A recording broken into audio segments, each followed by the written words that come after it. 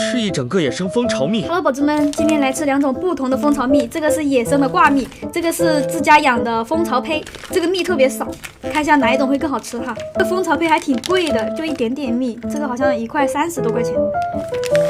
哇，野生的就是不一样，打开袋子就有很浓密的一股蜂蜜的味道，看着就很有食欲，有没有？尤其是这边全都流下来了。